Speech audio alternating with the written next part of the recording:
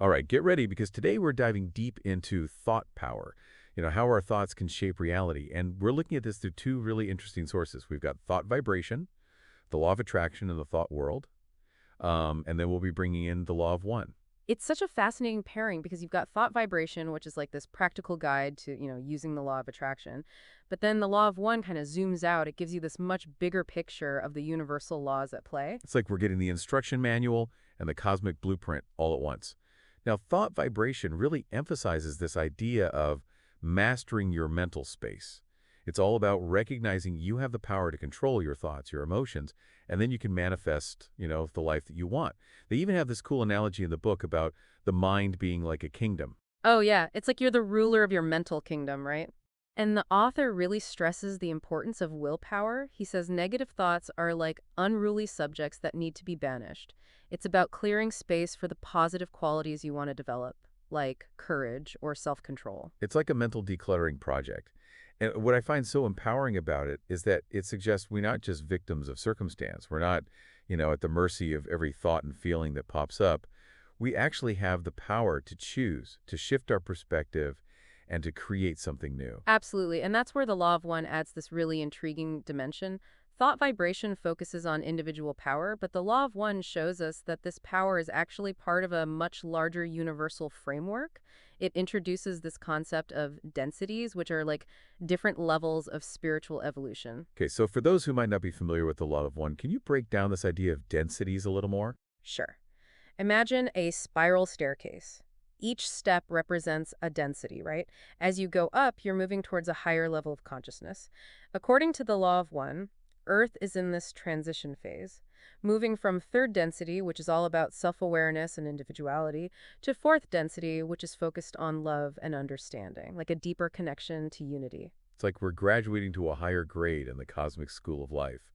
But this transition, it's not always a smooth ride, right? Right. It can definitely be challenging. The Law of One talks about how this shift can be tough because we have to let go of old patterns, beliefs and ways of being that just don't serve us anymore. It's like we're shedding a skin. And sometimes that can feel uncomfortable. It can even be painful. And this is where I find the idea of wanderers so fascinating.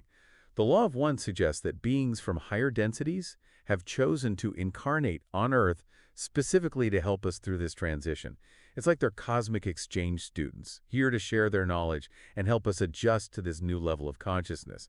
In fact, Russ suggests there are millions of these wanderers here right now. Yeah, and that raises a really interesting question. If we have this inherent power to shape our reality through our thoughts, as thought vibration suggests, how does that play into this bigger cosmic picture of evolution and service to others that we see in the Law of One? Okay, yeah, let's unpack that connection because that's where things get really mind-blowing, don't they? We've been talking about how we can shape reality with our thoughts and how this connects to a larger cosmic picture.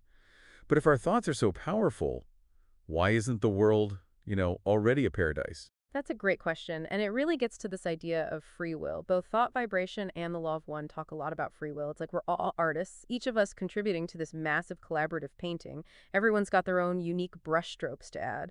Some people might be painting these beautiful, joyful scenes, while others, well, they might be drawn to darker shades. So it's this constantly evolving tapestry of energy, woven together by, all our combined thoughts and intentions. Exactly. And the final picture, it's not fixed. It's always changing based on all the choices we're making every single moment. It makes me think of that part in Thought Vibration where the author compares negative thoughts to weeds in a garden.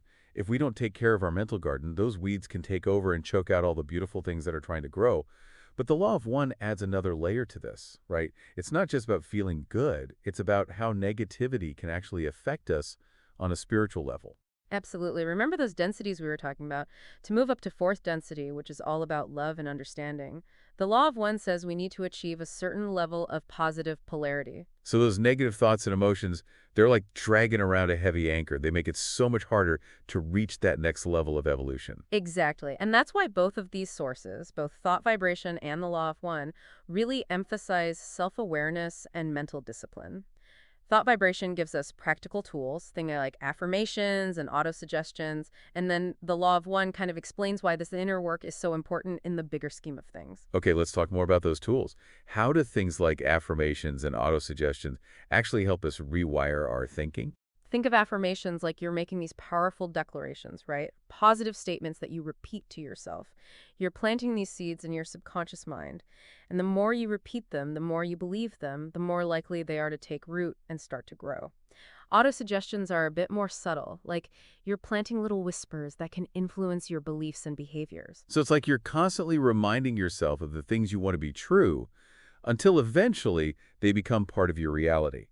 But both of these sources, they seem to be suggesting this isn't just about getting stuff or, manifesting material things. It's about aligning with those bigger universal principles of love, wisdom, and service to others. That's exactly it. The law of one makes it clear that when we direct our positive thoughts and actions outward towards serving others, they're amplified. It's not just about feeling good yourself, it's about contributing to something bigger, helping everyone rise up. Okay, I get that. But how do we put those lofty ideals into action? How do we bridge that gap between thought and deed? Thought vibration has some good advice on that. The author says start by figuring out what those negative thought patterns and beliefs are that are holding you back. Then consciously replace them with positive affirmations that are more in line with what you want to create. So it's like we're clearing out our mental clutter, making space for our highest potential to, really take root and flourish. But thinking positive thoughts, that's not enough, is it? We actually have to, put those thoughts into action. Exactly. Thought vibration emphasizes that action is super important, but it's not about acting impulsively, it's about being focused and intentional. Make sure your actions match up with your values and with those principles we see in the Law of One. So it's about finding that sweet spot where thought and action support each other, creating this momentum that moves us forward. And this is where that concept of polarity from the Law of One comes in, right? Every choice, every action, it either adds to positive polarity or negative polarity. Right. Every time we choose love over fear, kindness over judgment, compassion over indifference, it's not just about our own little world, it's about influencing the collective reality. It's a powerful thought, isn't it? We're all co-creators of this world. Each of our choices contributes to the overall picture. It's both humbling and incredibly inspiring. It really is, and it brings us to another interesting idea from the Law of One, this concept of harvest.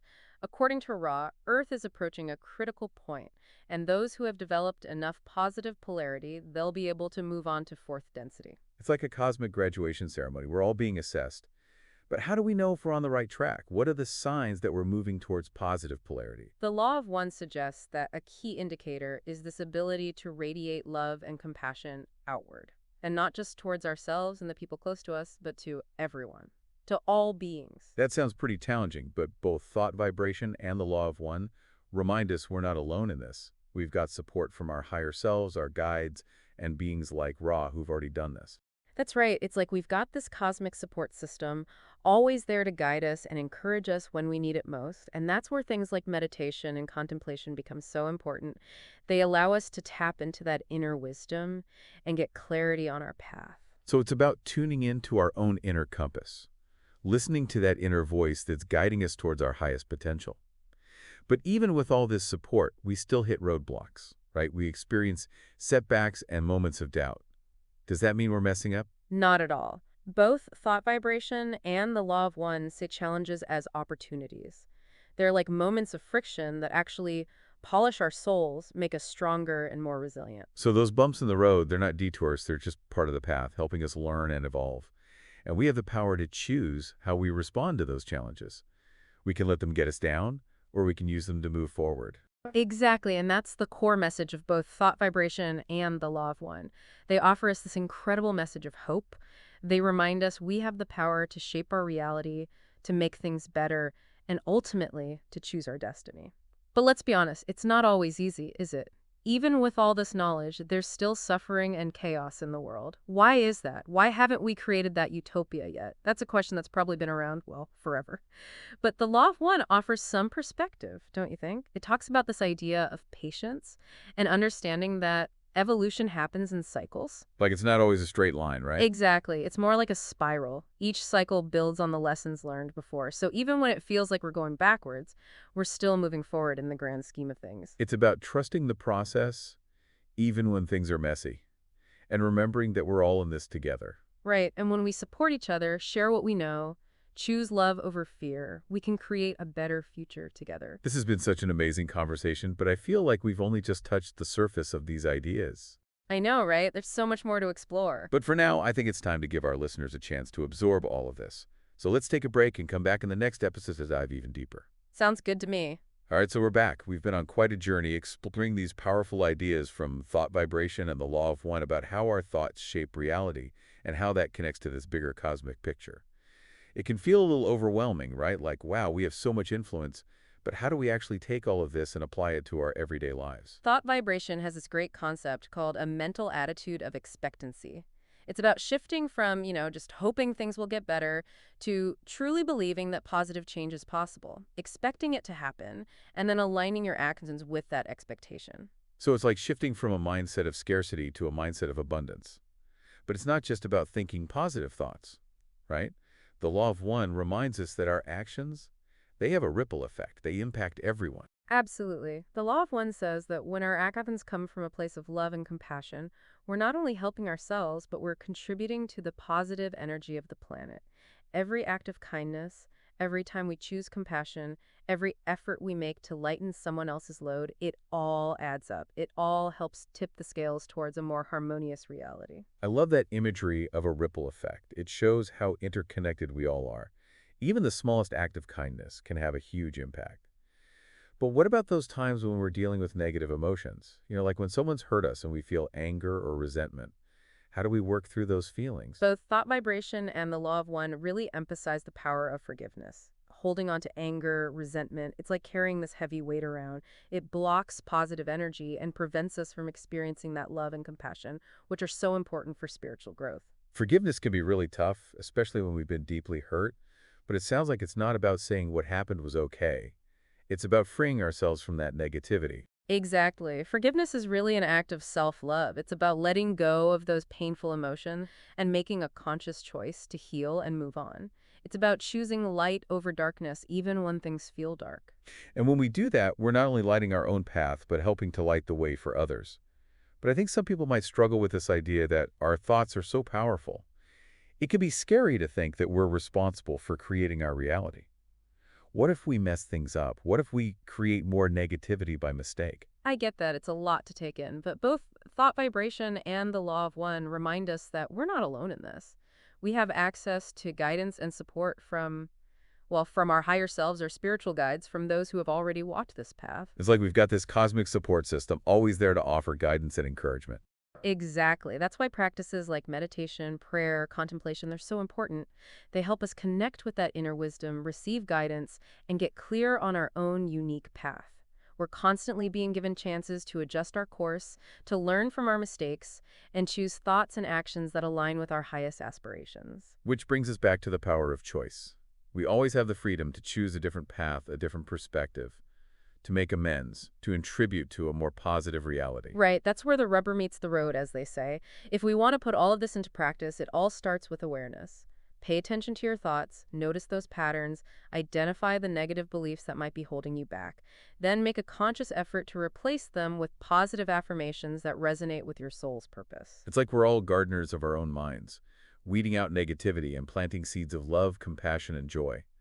And as those seeds grow, we naturally start making choices that reflect our highest potential. And those choices, they contribute to a more harmonious reality for everyone, creating this beautiful ripple effect that extends far beyond ourselves. As we approach this time of harvest that the Law of One talks about, it feels like we're all being called to step up, to embrace our power, and co-create a future where love and understanding are at the forefront. What a powerful thought. And it leads us to a final question for our listeners to ponder. What role do you want to play in this grand cosmic drama? What kind of legacy do you want to leave behind? Wow, that's a powerful question. And I think it's the perfect way to wrap up our deep dive today. I agree. We've covered a lot of ground, explored some really profound ideas, and hopefully inspired our listeners to embrace their power to create a more beautiful world. So until next time, keep those positive vibes flowing. Remember, the power to shape reality lies within each and every one of us.